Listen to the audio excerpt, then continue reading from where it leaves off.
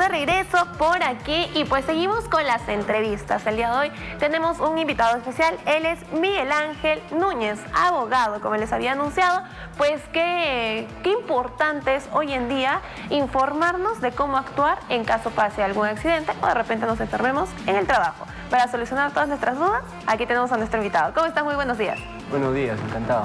Pues bienvenido, muchísimas gracias por acompañarnos. El día de hoy vamos a hablar de los accidentes del trabajo y las enfermedades profesionales, porque tengo entendido que son dos cosas totalmente distintas, pero que de repente se puede confundir las personas. Así es.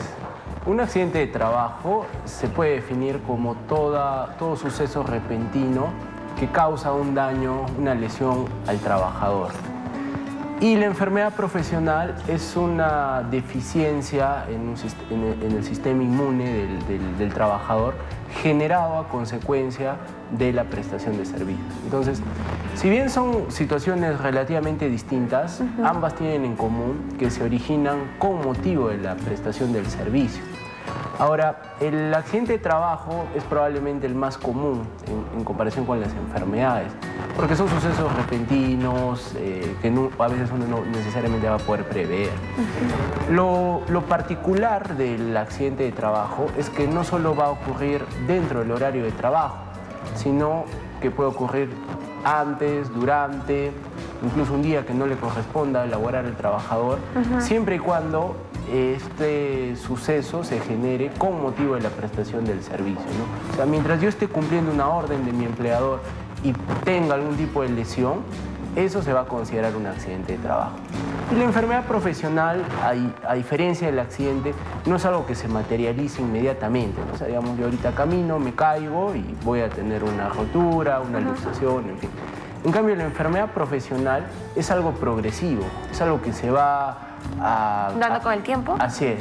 A medida que se va dando la prestación del servicio y la exposición a algún tipo de factor de riesgo, se va a ir generando una enfermedad, ¿no? Por ejemplo, lo más común es la hipoacusia, ¿no? Que es la pérdida de la capacidad auditiva. Las personas que están expuestas a un nivel de ruido constante, eventualmente llegan a tener lo que normalmente denominamos una sordera, ¿no? Entonces, eso no es algo que se da de un día al otro, ¿no? Claro, pero con el tiempo, en el trabajo, me imagino que sí, ¿no? Justo, mira, acabas de dar un ejemplo que quería preguntarte eso. ¿Cuáles son los trabajos, de repente, más comunes, riesgosos, que han presentado ese tipo de problemas?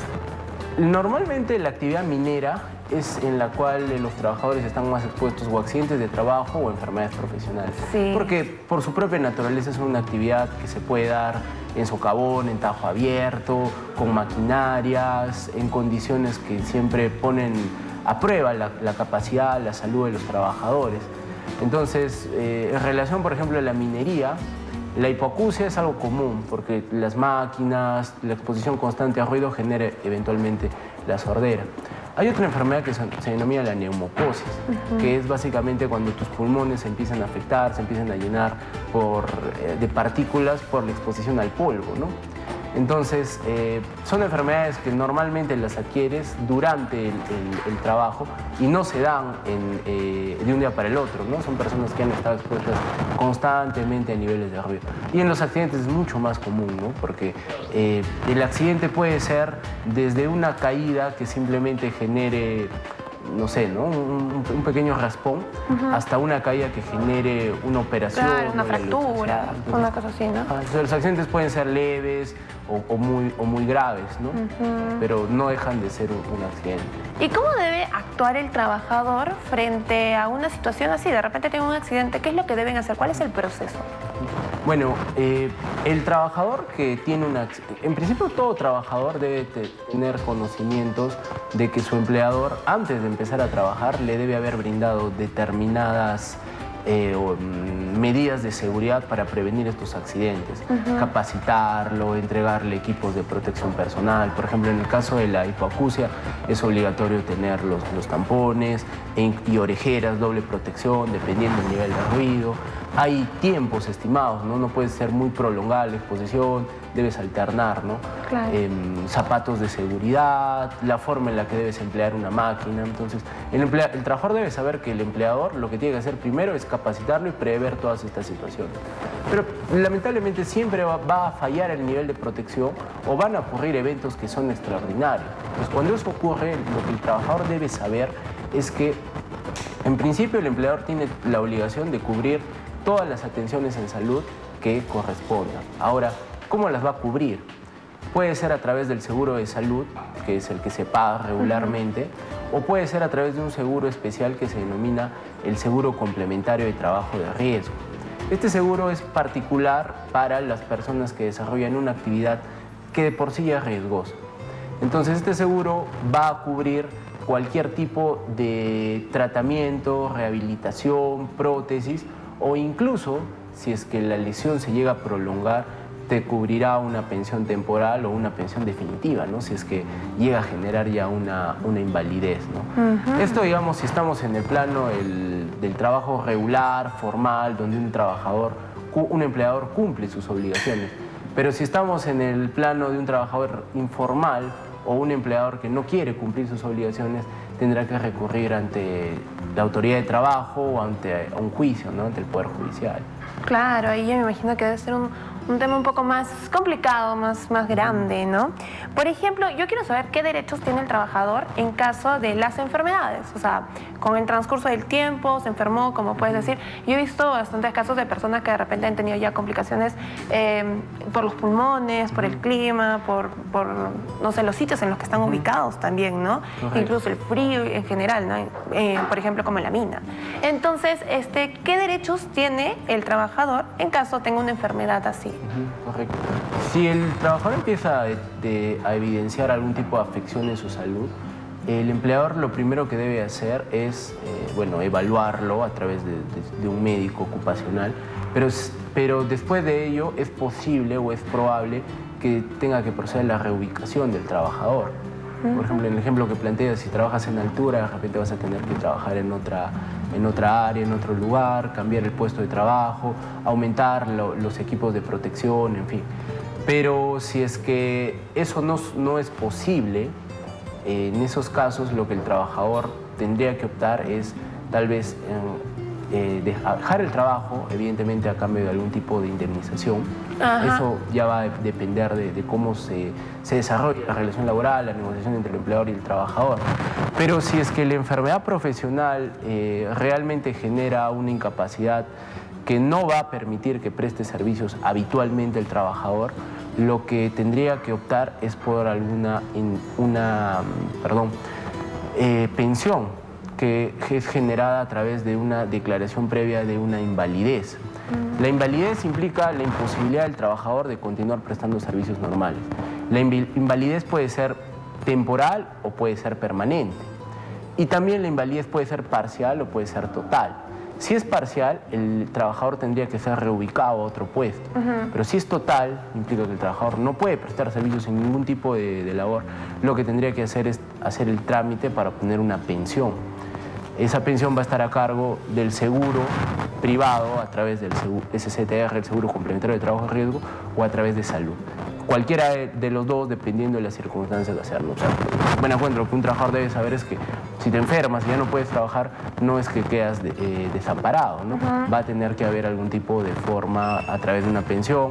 En algunos casos puede haber una indemnización si no es una afección tan grave, ¿no? Pero, mira, qué interesante, pero ¿es fácil demostrar que ha sido una enfermedad causada por el trabajo o no? ¿Cómo es ese proceso?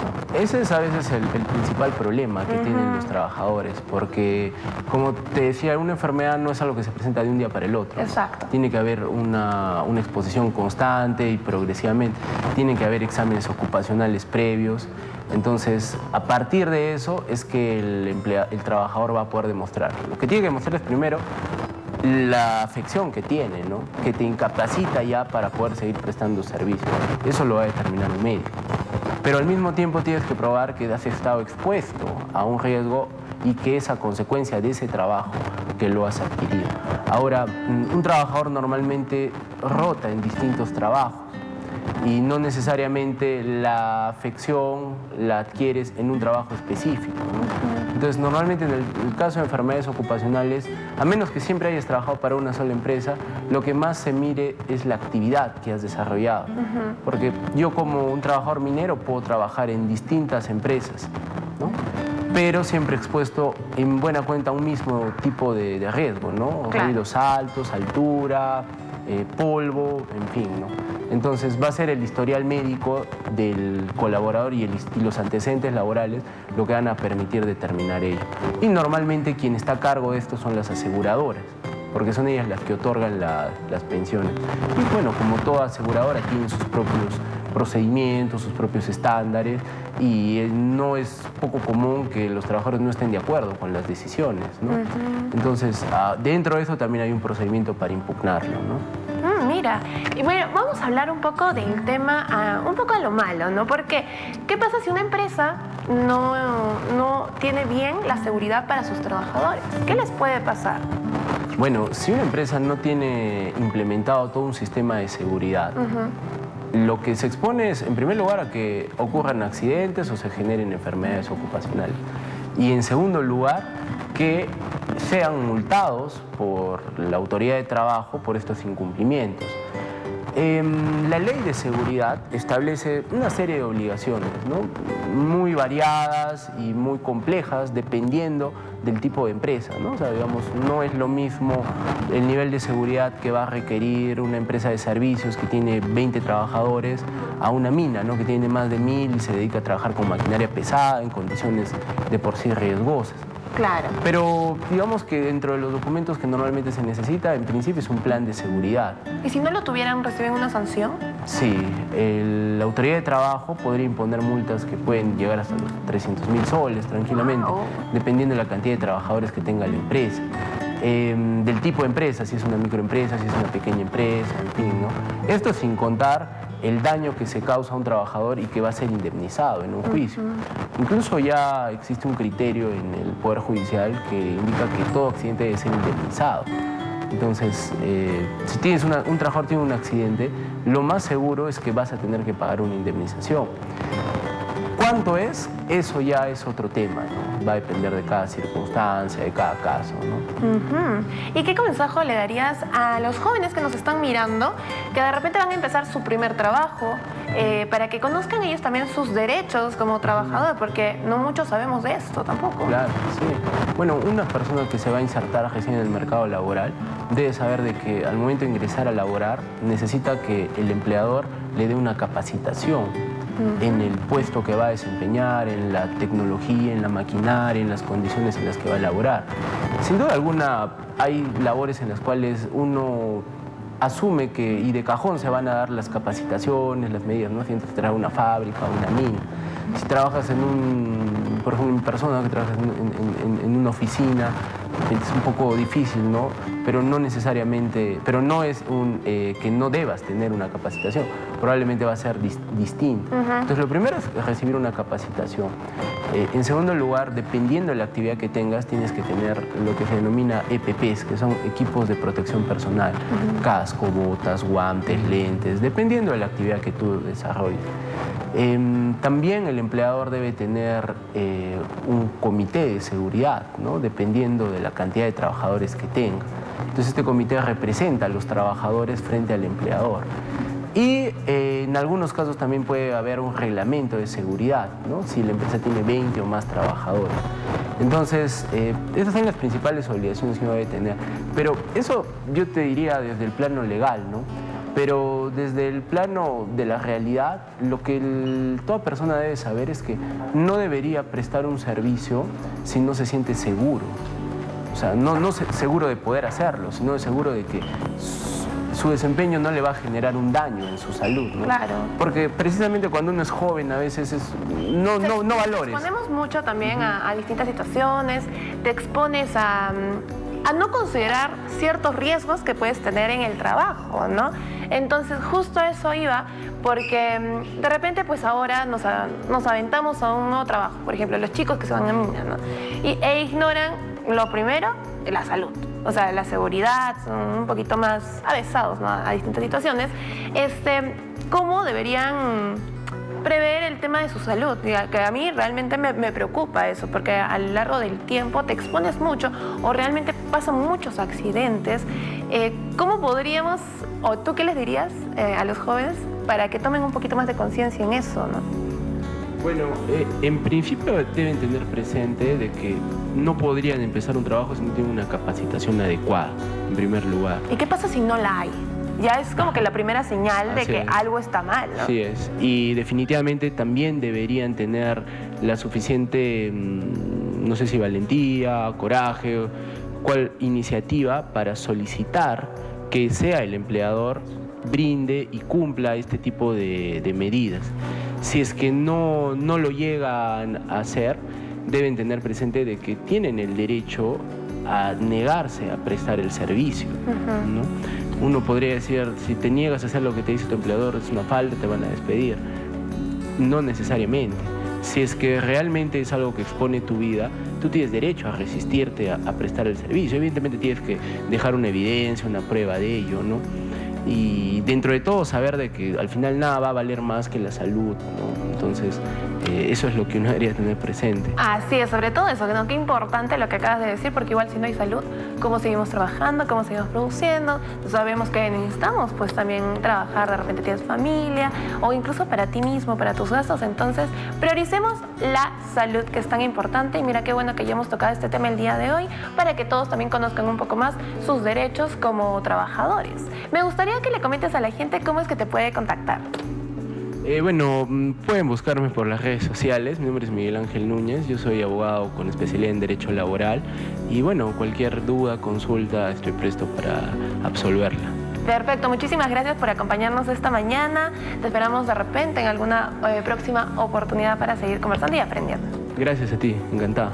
Y ahora sí, nosotros nos vamos a ir a un pequeño corte comercial, pero ya regresemos en breve. No se despeguen de sus pantallas, que ya venimos.